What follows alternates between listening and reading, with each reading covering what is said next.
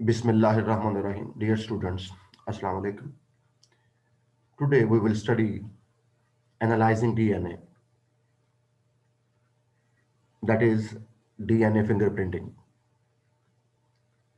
इससे पहले कि हम रेगुलर टॉपिक जो हमारी बुक पे है उसको पढ़ें, हमें डीएनए फिंगरप्रिंटिंग की बेसिक्स, उसकी प्रिंसिपल्स का पढ़ना, उसके प्रिंसिपल्स को अंडरस्टैंड करना ज़रूरी है।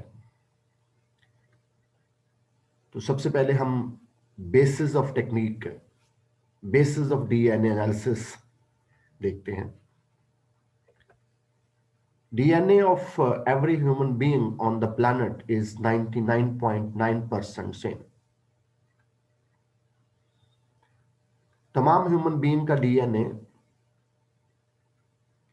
सिमिलर है और ये सिमिलरिटी 99.9% सिमिलरिटी है। However, about 0.1% of DNA is unique in every individual. सिर्फ 0.1% डीएनए एक इंडिविजुअल का दूसरे इंडिविजुअल से मुख्तलिफ है और हर इंडिविजुअल यूनिक है इस लिहाज से। और फिर एक और बात कि 95% जो ह्यूमन डीएनए है वो नॉन कोडिंग है, वो किसी प्रोटीन को स्पेसिफाई नहीं करता।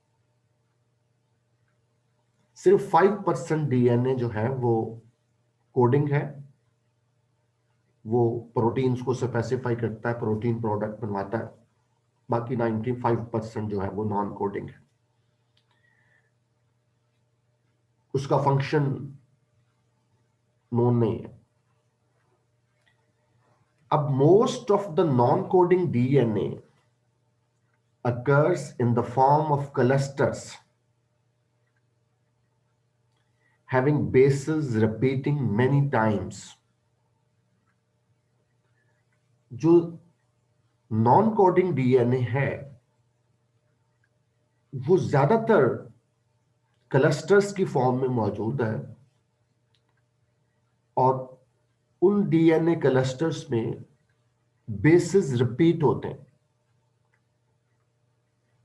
रिपीटिंग बेसिस हैं, एक बेस, दो बेस, तीन, चार, या इस तरह से ना वो बेस जो है वो रिपीट होते हैं। ए ऐसे आता जाता है, या ए टी या ए टी जी सी, इस तरह से बेसिस रिपीट और present at various places of the genome. Genome में मुख्तलिफ जगहों पे मुख्तलिफ क्रोमोसोम्स के ऊपर वो मौजूद है। तो such cluster of repeat sequences is known as satellite DNA. जो इस तरह के क्लस्टर्स हैं जिनमें डीएनए बेस यूनिट्स रिपीट होते हैं, उनको सैटेलाइट डीएनए बोलते हैं। Each DNA cluster may differ in the type of repeating bases and in number of repeats.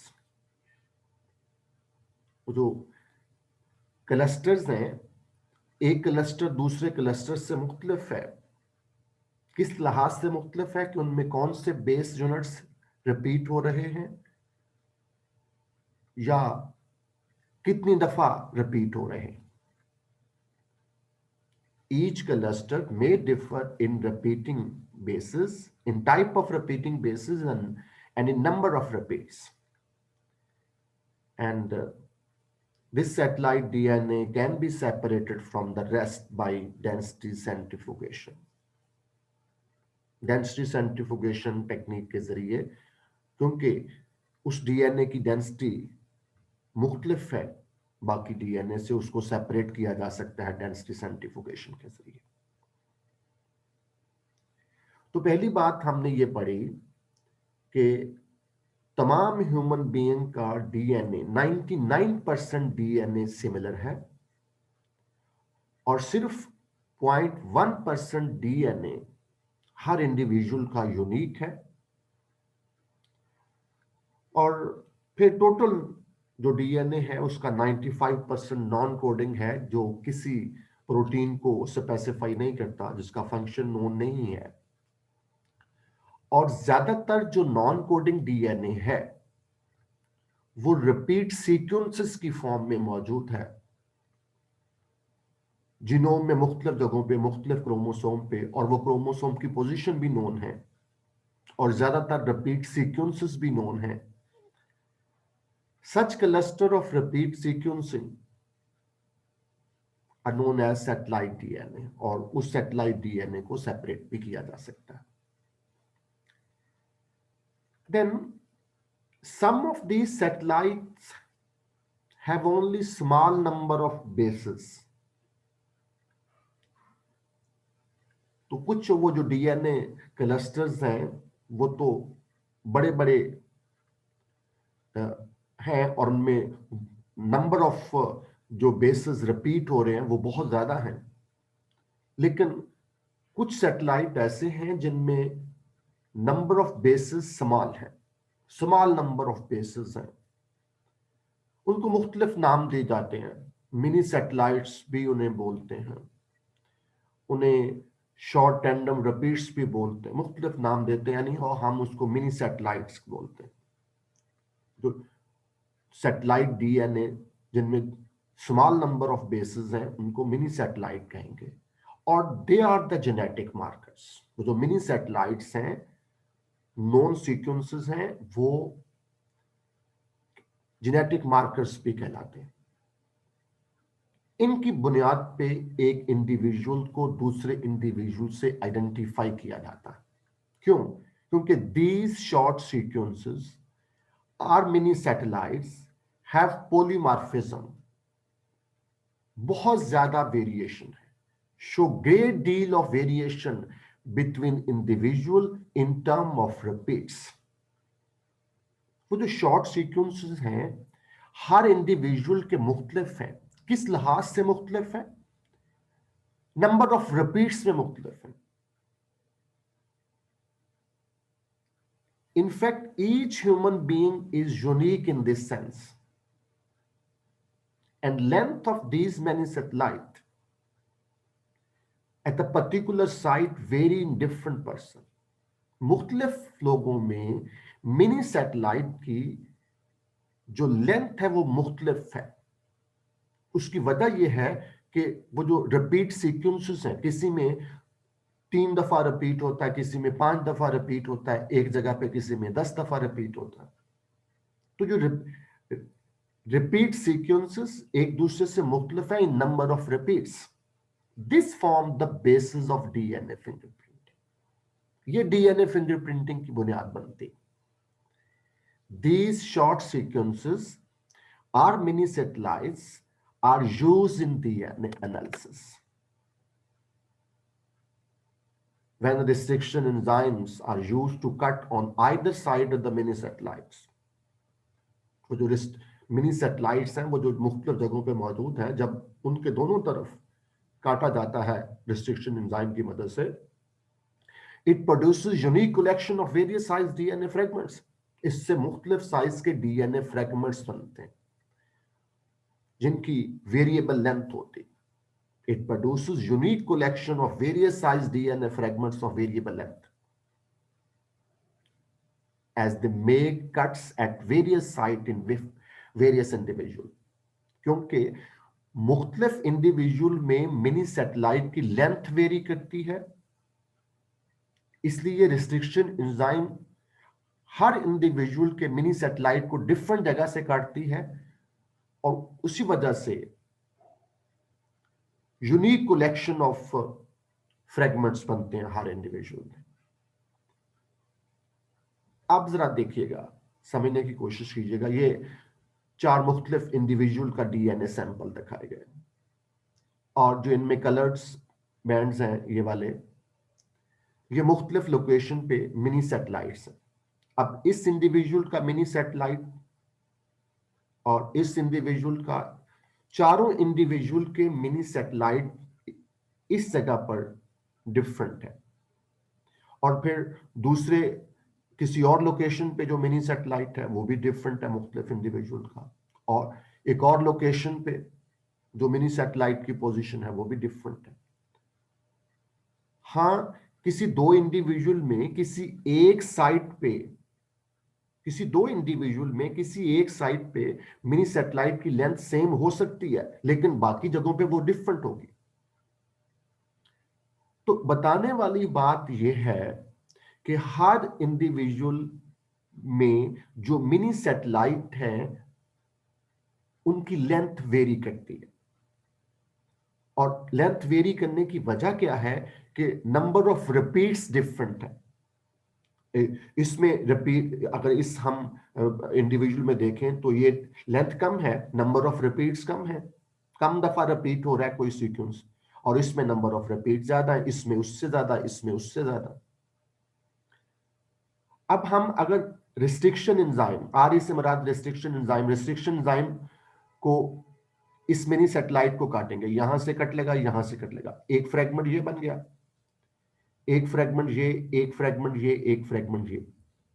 अब इस इंडिविजुअल के जो फ्रेगमेंट्स बनेंगे वो इस इंडिविजुअल के फ्रेगमेंट से डिफरेंट होंगे, क्योंकि इनके फ्रेगमेंट लेंथ मुख्तलिफ है, और इस इंडिविजुअल के भी वेरी करेंगे। तो मतलब यह है कि हर इंडिविजुअल के जो डीएनए फ्रेगमेंट्स बनेंगे वो यूनिक होंगे। ये डीएनए फिंगरप्रिंटिंग की बुनियाद है, ये प्रिंसिपल है डीएनए फिंगरप्रिंटिंग। अब हम टॉपिक की तरफ चलते हैं। The entire genome of an individual can be subjected to DNA fingerprinting. This is a process which is used to identify particular individual of a species. Her individual के genome की DNA fingerprinting की जा सकती है। DNA fingerprinting एक ऐसा process है जिससे एक स्पीशी के इंडिविजुअल को हम आइडेंटिफाई कर सकते हैं। इसके स्टेप्स हैं कुछ। एक्सट्रैक्शन ऑफ डीएनए सैंपल, हमें जिस इंडिविजुअल को आइडेंटिफाई करना है उसके डीएनए सैंपल चाहिए। वो उसके ब्लड से लिया जा सकता है, उसके एपिथेलियल सेल से लिया जा सकता है, हेयर सेल से लिया जा सकता है।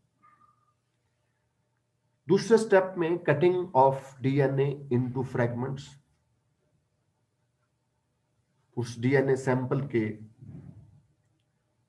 फ्रैगमेंट्स बनाने रिस्ट्रिक्शन एंजाइम इस्तेमाल करके। देन डीएनए फ्रैगमेंट्स को सेपरेट करना by gel electrophoresis. Fourth, denaturation of fragments, उन फ्रैगमेंट्स को सेपरेट करना, डीनेचुरेशन करना, डबल स्टैंडर्ड फ्रैगमेंट्स को सिंगल स्टैंडर्ड में कन्वर्ट करना, और ट्रांसफर देम टू मेम्ब्रेन के ऊपर ट्रांसफर करना, और फिर उन फ्रैगमेंट्स को लेबल करना बाय रेडियो एक्टिव प्रोब्स, और आखिर में ऑटो रेडियोग्राफी परफॉर्म करनी। ये 6-7 स्टेप्स हैं डीएनए फिंगरप्रिंटिंग के। Extraction of DNA sample, cutting of DNA into fragments, separation of fragments by gel electrophoresis, denaturation of fragments and transfer to membrane, labeling of fragments by radioactive probes, and autoradiography.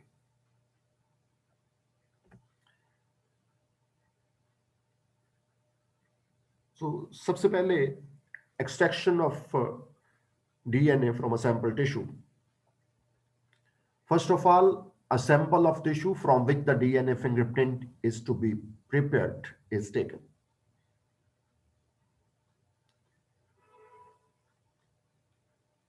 जिस individual का, जिस tissue का DNA fingerprint लेना है उसका sample लें, और from these samples genomic DNA is extracted using suitable technique. Suitable technique को इस्तेमाल करते हुए डीएनए को एक्सट्रैक्ट करना।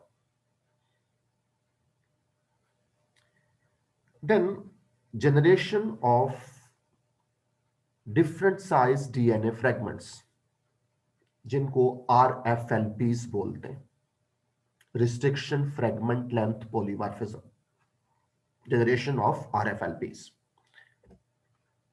The genome is treated with restriction enzymes. DNA को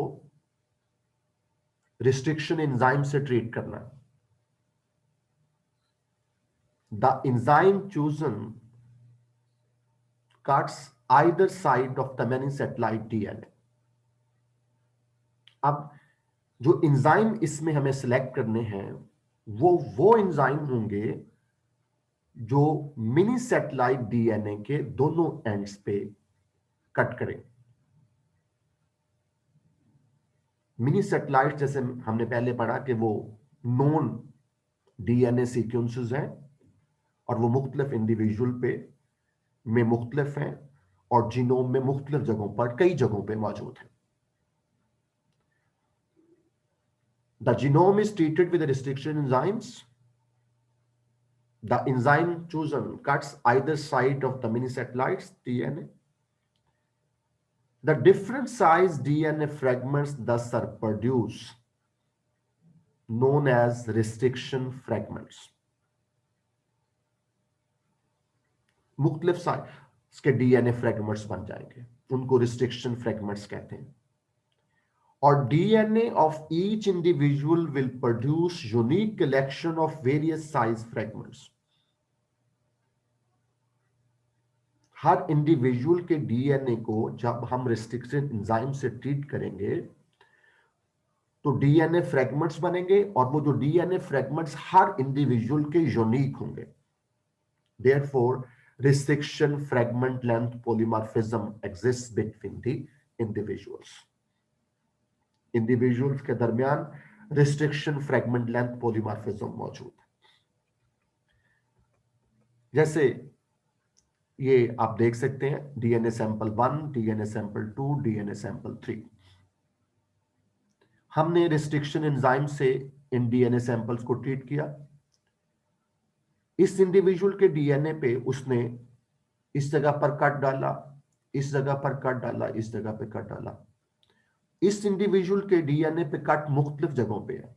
इस जगह पे कट डाला, इस जगह पे कट डाला, इस जगह पे, इस जगह पे. यानी हर इंडिविजुअल का डीएनए रिस्ट्रिक्शन एंजाइम हर इंडिविजुअल के डीएनए को मुख्तलिफ जगहों से काटेगी.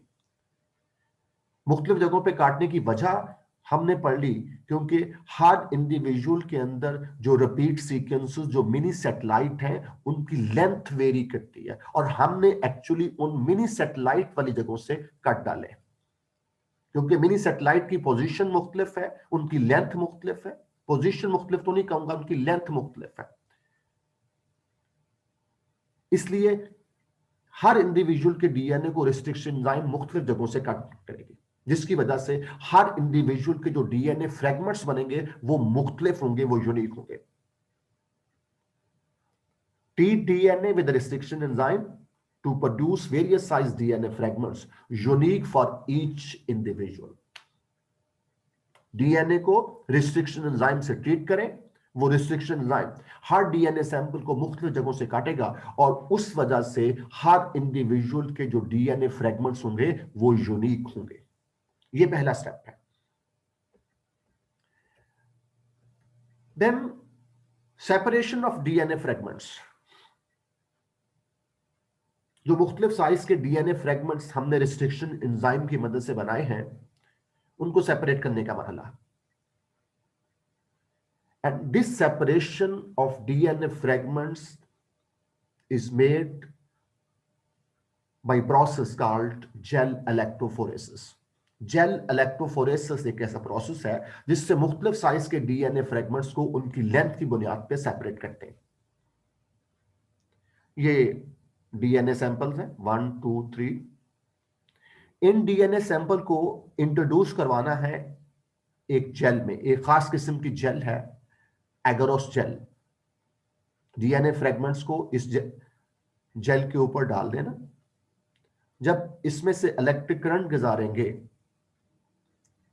तो फ्रेगमेंट्स नेगेटिव से पॉजिटिव पोल की तरफ मूव करना शुरू कर देंगे क्योंकि डीएनए नेगेटिवली चार्ज है. तो डीएनए फ्रेगमेंट्स जो हैं वो नेगेटिव पोल से पॉजिटिव पोल की तरफ मूव करेंगे, कैथोड से एनोड की तरफ मूव करेंगे. और जो स्मॉलर फ्रेगमेंट्स होंगे उनकी स्पीड ज्यादा होगी, वो तेजी से मूव करेंगे लार्जर फ्रेगमेंट्स की निस्बत। स्मॉलर फ्रेगमेंट्स ज्यादा तेजी से मूव करेंगे, लार्जर सेगमेंट स्लो मूव करेंगे। जब उनकी स्पीड मुख्तलिफ होगी तो वो थोड़ी देर बाद एक दूसरे से सेपरेट हो जाएंगे। तो बुक कैसे लिखेंगे? The separation of DNA fragments RFLPs is done by gel electrophoresis technique in the form of is invisible bands on the gel। Gel के ऊपर जो बैंड फ्रेगमेंट सेपरेट होंगे उनके बैंड्स बन जाएंगे, लेकिन वो बैंड नजर नहीं आएंगे, इनविजिबल होंगे। DNA fragments RFLPs are separated by gel electrophoresis technique और उनकी सेपरेशन होगी in the form of invisible bands. अब क्यों सेपरेट होगी? During electrophoresis the fragments are put over agarose gel. Fragments को जेल के ऊपर प्लेस करना है and an electric current of high voltage is applied. Since the fragments have negative charges, they begin to move from the negative to positive poles. Larger and heavier fragments move slowly, while the smaller and lighter fragments move faster. After some time, all the fragments get separated according to their length. But they are close together. They appear as a smear, marks से नजर आएंगे, हम उनको separate नहीं देख नहीं सकते फिलहाल जेल के ऊपर। तो ये पहला स्टेप ये था कि हमने डीएनए फ्रेगमेंट्स को रिस्ट्रिक्शन एंजाइम से ट्रीट करने के बाद यूनिक कलेक्शन ऑफ फ्रेगमेंट्स बनाई, फिर run the fragments on the agarose gel. Fragments को एगरोस जेल पे प्लेस किया, रन किया। सैंपल 1 को इस जगह पे प्लेस किया, सैंपल 2 को यहां, सैंपल 3 को यहां। इलेक्ट्रिक करंट गुजारा, फ्रेगमेंट्स नेगेटिव से पॉजिटिव पोल की तरफ मूव करेंगे, स्मॉलर फ्रेगमेंट तेजी से मूव करेंगे। इस वजह से थोड़ी देर बाद फ्रेगमेंट्स एक दूसरे से अलग हो जाएंगे। लेकिन इस जेल के ऊपर हम फ्रेगमेंट्स को देख नहीं सकते, वो इनविजिबल होंगे। वो उनको देखने के लिए अभी हमें थोड़ा सा कुछ और टेक्निक्स अपनाने करें। इसलिए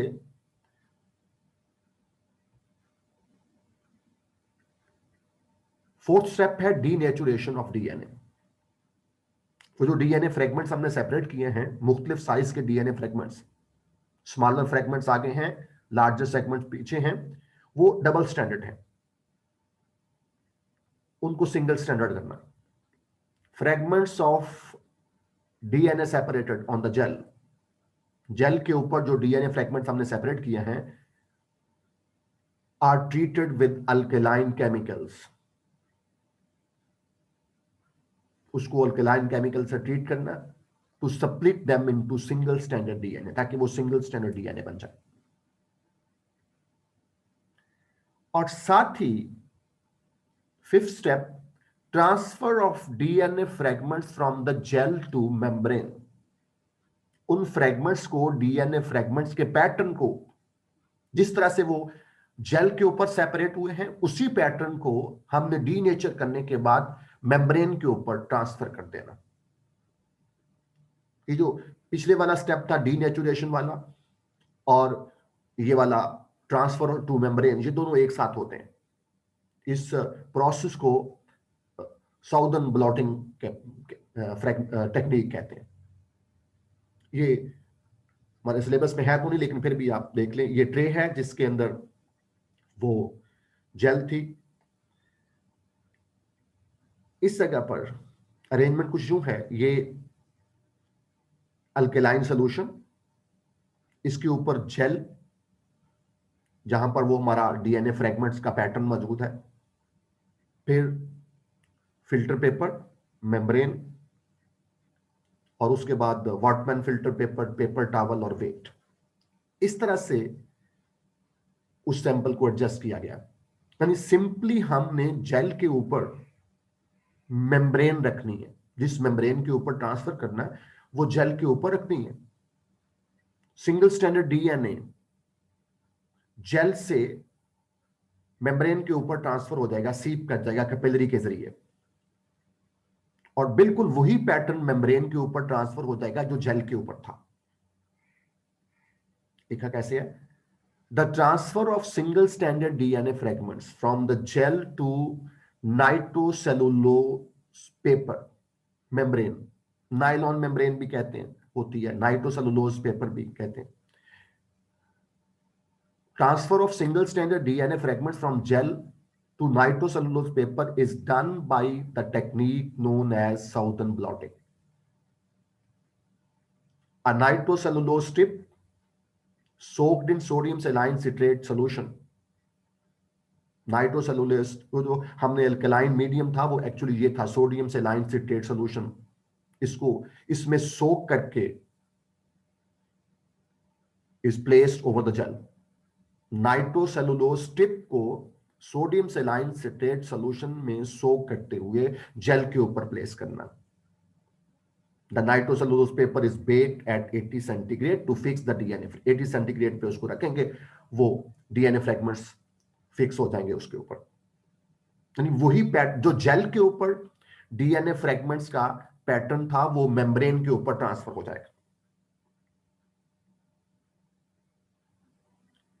next, addition of radioactive probes। Fragments पहले बनाए, पहले स्टेप में रिस्ट्रिक्शन एंजाइम इस्तेमाल करके, उन फ्रैगमेंट्स में मिनी सैटेलाइट जेनेटिक मार्कर भी मौजूद हैं, याद रखिएगा। फिर उन फ्रैगमेंट्स को सेपरेट किया जेल इलेक्ट्रोफोरेसिस के जरिए, फिर उन फ्रैगमेंट्स को डीनेचर करने के बाद मेम्ब्रेन के ऊपर ट्रांसफर किया साउदर्न ब्लॉटिंग टेक्निक के जरिए। अब वो जो सेपरेटेड डीएनए फ्रैगमेंट्स हैं उनके ऊपर प्रोब डालना है, रेडियो एक्टिव प्रोब डालना है। ये प्रोब क्या है और उसका क्या मकसद है देखते हैं। रेडियो एक्टिव डीएनए प्रोब्स, ये सिंगल स्टैंडर्ड डीएनए है जो रेडियो एक्टिव है। Radioactive DNA probes having base sequences complementary to the separated fragments are poured over the membrane। सबसे पहले मैंने क्या बताया कि रेडियो एक्टिव डीएनए प्रोब ये सिंगल स्टैंडर्ड डीएनए है जो रेडियो एक्टिव है, और इसका बेस सीक्वेंसेस, जो प्रोब है, प्रोब का बेस सीक्वेंस कंप्लीमेंट्री है सेपरेटेड डीएनए फ्रैगमेंट। वो जो डीएनए फ्रैगमेंट्स हमने सेपरेट किए हैं उनके कंप्लीमेंट्री बेस वाला single standard radio active DNA, वो प्रोब हमने वो डालना है। क्योंकि वो जो हमने डीएनए सैंपल सेपरेट किए हैं उनमें से बहुत सारे मिनी सैटेलाइट है, उनका सीक्वेंस नोन है। उस नोन सीक्वेंस के कंप्लीमेंट्री रेडियो एक्टिव प्रोब बनाकर मेम्ब्रेन के ऊपर पोर करना है। सम ऑफ देम, यानी वो जो रेडियो एक्टिव प्रोब्स हैं उनमें से कुछ will bind to single standard DNA fragments, वो डीएनए फ्रैगमेंट्स के ऊपर बाइंड कर जाएंगे,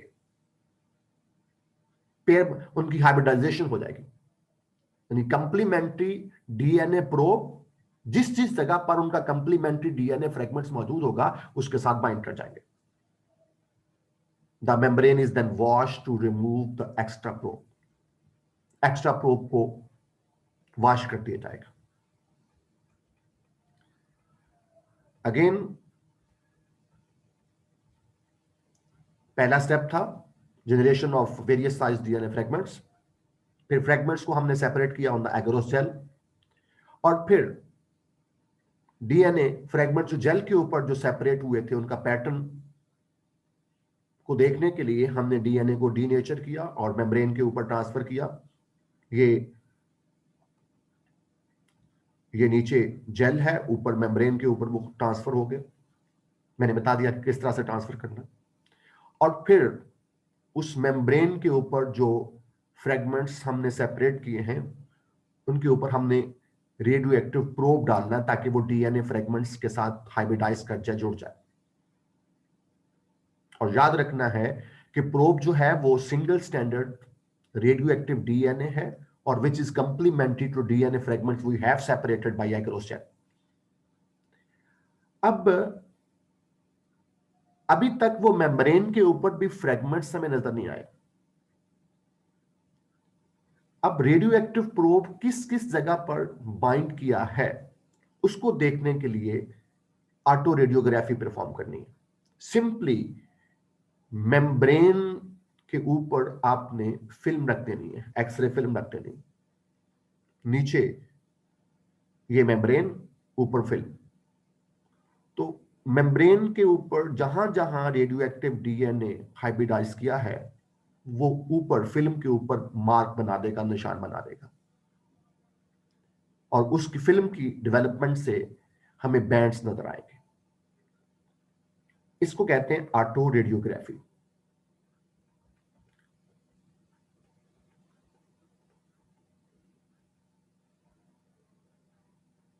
ऑटो रेडियोग्राफी, ये मेम्ब्रेन कंटेनिंग रेडियोएक्टिव बैंड्स, ये रेडियोएक्टिव बैंड्स हैं, नजर नहीं आ रहे हमें।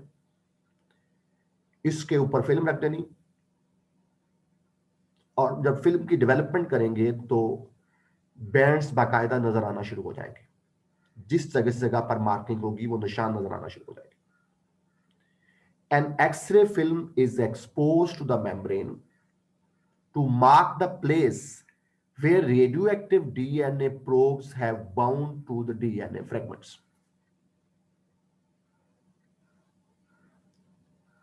मेम्ब्रेन के ऊपर क्या रखनी है? एक्सरे फिल्म, ताकि देखा जा सके कि रेडियो एक्टिव डीएनए फ्रेगमेंट्स पे किस किस जगह पर बाइंड किया। These places are marked as dark bands. वो प्लेसेस हमें डार्क बैंड की शक्ल में नजर आएंगी when X-ray film is develop. This is known as auto radiography. ये जो ऑटो रेडियोग्राफी का रिजल्ट होगा वो डार्क बैंड्स होंगे, and these dark bands have a definite pattern of each individual. Her individual का जो बैंड्स का पैटर्न होगा वो यूनिक होगा, और इसे ही डीएनए फिंगरप्रिंट कहते हैं, और इसी के हम आइडेंटिफाई करते हैं किसी इंडिविजुअल को।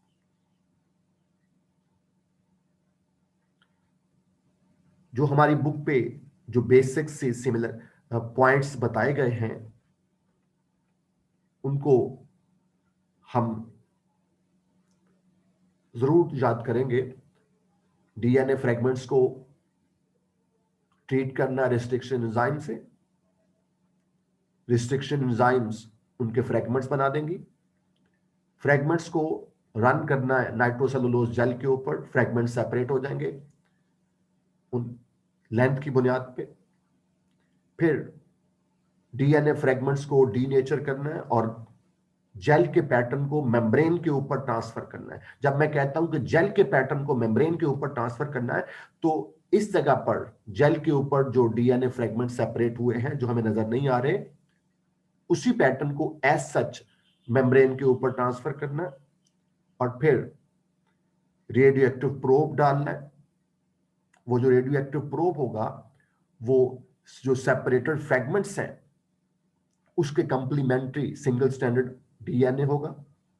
वो सिंगल स्टैंडर्ड डीएनए फ्रेगमेंट्स के साथ हाइब्रिडाइज कर देगा, और फिर उसके ऊपर एक्सरे फिल्म रखेंगे ताकि फ्रेगमेंट्स को बाकायदा तौर पर बैंड्स की शक्ल में देखा जा सके। तो पहला step treatment with restriction enzyme, दूसरा separation of fragments on the gel, then denaturation of DNA and transfer to membrane, और फिर addition of radioactive probes to hybridize DNA fragments, और आखिर में ऑटो रेडियोग्राफी। इसके बाद applications of DNA fingerprinting, identification of remains of a person. DNA fingerprinting को इस्तेमाल किया जा सकता है किसी भी पर्सन के रिमेन्स को आइडेंटिफाई करने के लिए। जब कोई इंडिविजुअल किसी एक्सीडेंट में, किसी फायर इंजरी में इस तरह से जख्मी हो, उसकी उस तरह से डेथ हो कि वो पहचाना ना जा सके, तो उसको आइडेंटिफाई करने के लिए, उसके रिमेन्स को आइडेंटिफाई करने के लिए फिंगरप्रिंटिंग की जाती है। हमारी बुक पता लिखता है, DNA fingerprinting successfully identify the remains of a teenager who had been murdered 8 years before. किसी 8 साल पहले किसी टीनेजर की मर्डर हुआ, उसको लावारिस समझकर कहीं दफना दिया गया। 8 साल बाद पता चला कि यहाँ कोई लावारिस लाश थी, तो उसको आइडेंटिफाई करने के लिए ये कौन थी, तो फिर उसका डीएनए फिंगरप्रिंट किया जा सकता है, और उसको, उसके डीएनए फिंगरप्रिंट को उसके पेरेंट्स के साथ मिलाया जाता है। Because the skeletal DNA was similar to that of the parents DNA, DNA fingerprinting successfully identified the remains of the teenager who had been murdered 8 years before, because the skeletal DNA was similar to that of the parents' DNA. Since DNA is inherited, its fingerprint resembles that of one's parent. The child has received DNA from both of his parents. ये arrows show करते हैं, ये child है और ये mother और ये father. जो चाइल्ड होता है उसका 50% डीएनए मदर से मिलता है और 50% डीएनए जो है वो फादर से मिलता है। ये जो एरोस जो हैं ये शो कर रहे हैं कि ये वाला जो डीएनए है वो चाइल्ड से फादर का, ये वाला फादर से मिल रहा है और मदर का मिल रहा है। तो सबसे पहली बात कि DNA fingerprinting can be used to identify the remains of a person. Then use as the forensic evidence. DNA fingerprints which have been presented as forensic evidence, उसकी एग्जाम्पल है, a criminal on a deserted place assaulted a woman. She scratched his face in her defense. एक criminal ने एक वीरान जगह पे एक औरत को असॉल्ट करने की, उसकी आबरूरेजी की कोशिश की। उस औरत ने अपने डिफेंस में उसके फेस पे स्क्रैच की अपने नाखूनों से, but he murdered her and run away. वो उसको कत्ल करके भाग गया। अब वहां फोरेंसिक साइंटिस्ट पहुंचेंगे। Forensic scientist recovered murders hair and skin cell from the underneath her nails. तो वो जब डेड बॉडी उस विमेन की जायजा लेंगे, तो जो फोरेंसिक साइंटिस्ट होंगे उसके नाखूनों में से जो मर्डर मर्डर के हेयर्स होंगे, वो जो स्किन सेल होंगे उसने जब स्क्रैच किया उसकी हेयर्स में नाखूनों में से निकालेंगे। They prepare DNA fingerprint from the blood of the victim. Victim यानी जो औरत है उसके डीएनए फिंगरप्रिंट तैयार करेंगे। From the murderer skin and hair, जो उसके नाखूनों से कातल के स्किन और हेयर मिलेंगे, वहां से डीएनए निकालकर उसके डीएनए फिंगरप्रिंट्स तैयार करेंगे। एंड फ्रॉम 3 सस्पेक्ट्स ब्लड, और 2 4 3 4 लोग जो मुश्तबे अफराद थे जिन पे शक होगा, उनके डीएनए फिंगरप्रिंट्स लेंगे। और the fingerprints of the specimen, specimen क्या होगा, जो उसके औरत के नाखूनों से जो डीएनए लिया है उसका डीएनए फिंगरप्रिंट्स को सस्पेक्ट्स के डीएनए फिंगरप्रिंट से मैच करेंगे। देख सकते हैं ये विक्टिम ब्लड है, विक्टिम का, औरत का डीएनए। ये औरत के नाखूनों से जो एक डिफरेंट स्किन मिली थी उस स्पेसिमेन के डीएनए फ्रेगमेंट्स। अब ये 3 जो सस्पेक्ट मुश्तबे अफराद थे, पर्सन 1 2 3, हम देख सकते हैं कि जो इंडिविजुअल नंबर सस्पेक्ट नंबर 1 है ये वाला, इसका डीएनए एग्जैक्टली स्पेसिमेन डीएनए से मैच कर रहा है। इसका मतलब यह है कि जो कातिल है वो ये पर्सन 1 है। इस तरह से जो डीएनए फिंगरप्रिंटिंग है उसको फोरेंसिक एविडेंस के तौर पर इस्तेमाल किया जाता है। To solve the number 3, to solve the dispute of parenthood, वल्दियत के मसाइल को हल करने के लिए DNA fingerprint can also be use to solve the dispute of parenthood. बस औकात ये होता है कि 2 person F1 and F2 claim to be the father of the child C, 2 आदमी एक ही बच्चे के फादर होने के दावेदार होते हैं। अब उन 2 आदमियों का फिंगरप्रिंट्स तैयार कर लें जो दावेदार हैं, उस बच्चे का डीएनए फिंगरप्रिंट तैयार कर लें और उनकी मदर का डीएनए फिंगरप्रिंट तैयार कर लें। तो फिर बच्चे का डीएनए जिस दावेदार फादर से ज्यादा मिलेगा वही उसका जेन्युइन फादर होगा। आप देख सकते हैं ये मदर है, ये चाइल्ड का डीएनए फिंगरप्रिंट्स, और ये दावेदार फादर 1 और ये F2। हम देख सकते हैं कि ये वाला जो पर्सन है जो F2 है, इसका डीएनए जो है वो चाइल्ड से ज्यादा रिजेंबल कर रहा है, क्योंकि उसका ये बैंड बच्चे से बैंड रिजेंबल कर रहा है, ये 2 बैंड बच्चे से रिजेंबल कर रहे हैं, ये बैंड जो है ये बच्चे से रिजेंबल कर रहे हैं। तो इसका मतलब यह हुआ कि जो फादर 2 है वो F1 is not the real father, F2 real father है। तो इस तरह से डीएनए फिंगरप्रिंट्स को पेरेंटहुड के डिस्प्यूट को सॉल्व करने के लिए भी इस्तेमाल किया जा सकता है। और इसके अलावा as a database to identify the criminals, जो क्रिमिनल्स होते हैं उनके डीएनए फिंगरप्रिंट्स का रिकॉर्ड जो है वो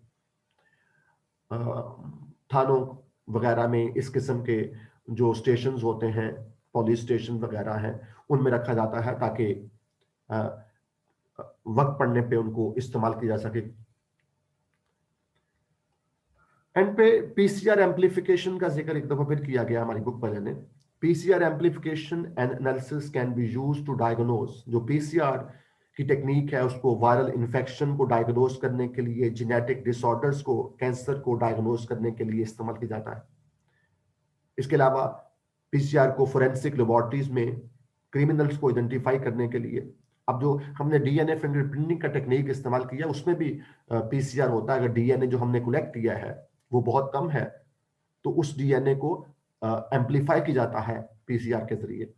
इसके अलावा evolutionary history of humans population को पीसीआर के जरिए डिटरमिन किया जा सकता है। It has been possible to sequence DNA taken from 76,000 year old mummified human, किसी 76,000 साल पहले जो मम्मी थी उसकी डीएनए सीक्वेंस मालूम किया जा सकता है। इसके अलावा किसी ओल्ड प्लांट फॉसल को 70 to 20 मिलियन साल पहले जो ओल्ड प्लांट फॉसल था उसकी पीसीआर एम्पलीफिकेशन के जरिए उसका डीएनए सीक्वेंस मालूम किया जा सकता है। तो ये पीसीआर की एडवांटेज हमें एंड पे दोबारा फिर बताएगा। आज के लिए इतना ही। Thank you very much.